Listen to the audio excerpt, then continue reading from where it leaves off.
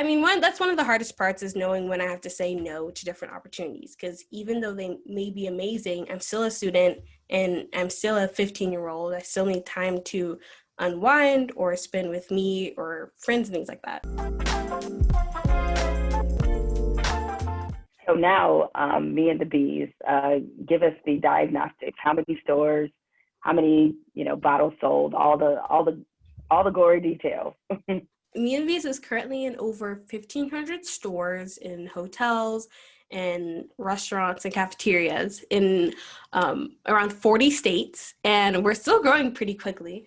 As of December of last year, we sold a total of 1 million bottles of lemonade. And I know that's kind of old statistic, so I'm gonna have to get you an update on that one because it is 2020 at this point. But as of the end of last year, it was 1 million bottles of lemonade, and right now it's 1,500 stores across the nation. Oh, wow. So when you think about those numbers, and especially, where you started from an actual lemonade stand to the volume of business you're doing now, what are some of your feelings? Are you proud of yourself? Like, how do you absorb all this success?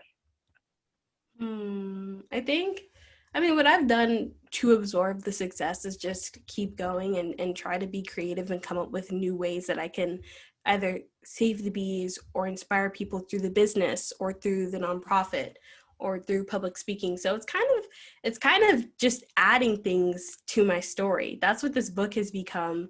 And it's a new way, because I've been doing this for 10 years. It's kind of long, but by adding things, it keeps me interested and it gives me a bunch of new ways to reach the people who I would love to connect with. Do you ever feel burnt out sometimes? Yes, sometimes. I think, I'm not even going to say no. I'm always like there are times when I am about to do have an amazing interview or like an awesome presentation, and I'm just like, man, I did 3 of these, or I didn't prepare enough for this. I don't know if I'm ready. So from those instances, I've learned what like burns me out the most, and I'm able to, I guess, like learn from those. I think one of the main things is listening to one of my favorite songs before an interview or presentation, and that always gets me in the mood. But also I've realized that I really enjoy learning, whether it's from people who I'm talking to, or it's like a cool new fact that I can say in a presentation or in my book. And so as long as I can keep on learning, which honestly you can never know anything, so I'm always going to be learning, then it always keeps me interested. So now you have to disclose what's the song you listen to.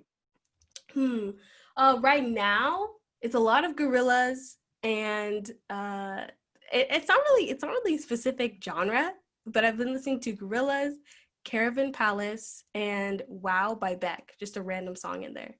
Also Do It by Chloe and Halle. Chloe and Halle. Okay. Halle. All right.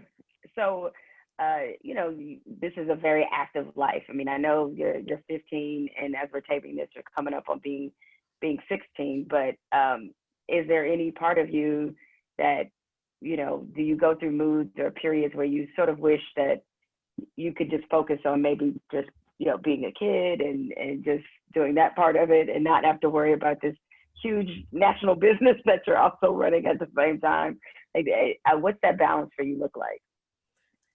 Yes, there have been times, and what's allowed me to get through them is making sure that I have me time, or I have like weeks where I just say, nope, we're going to move this to the next week, that's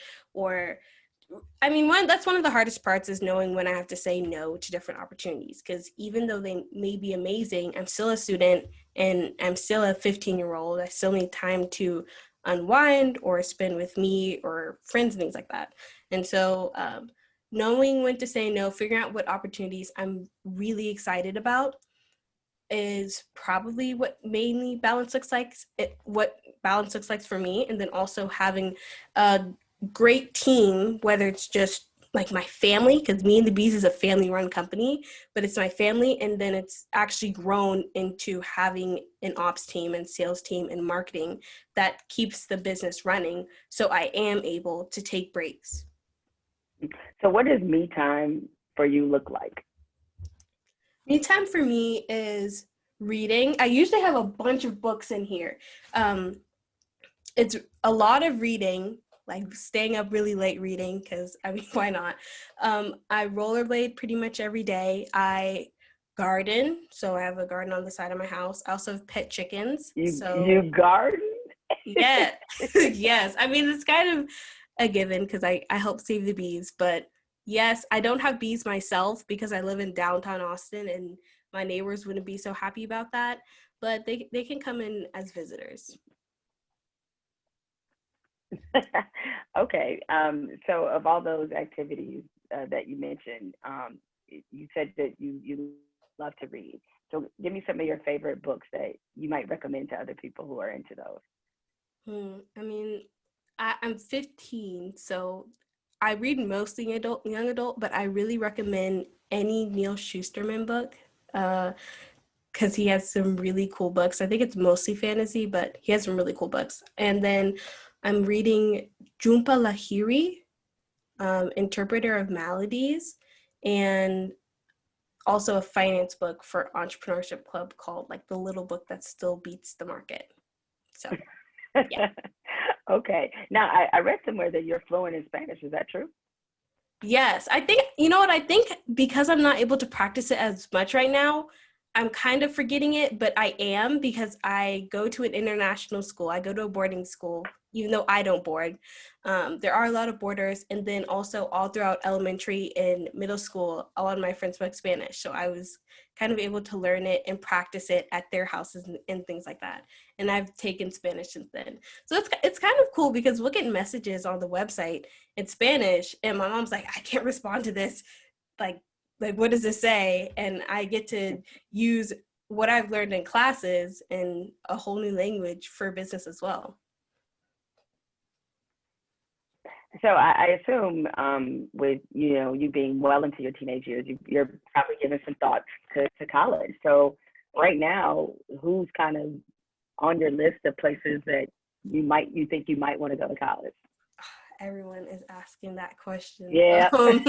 You know, so junior year, as of like recording this, junior year just started, and this month is when we get college visits. So I think some things that I would really like in a college are very diverse. So maybe HBCU, maybe a school that has lots of international students, because that's what my high school has, and I really enjoy that. Or like exchange programs. I would like a good business course because that's a subject that I'm interested in, which is business or entrepreneurship or investing. But other than that, that's what I'm using this year to figure out is what do I want to study and learn, where and how do I want to do that.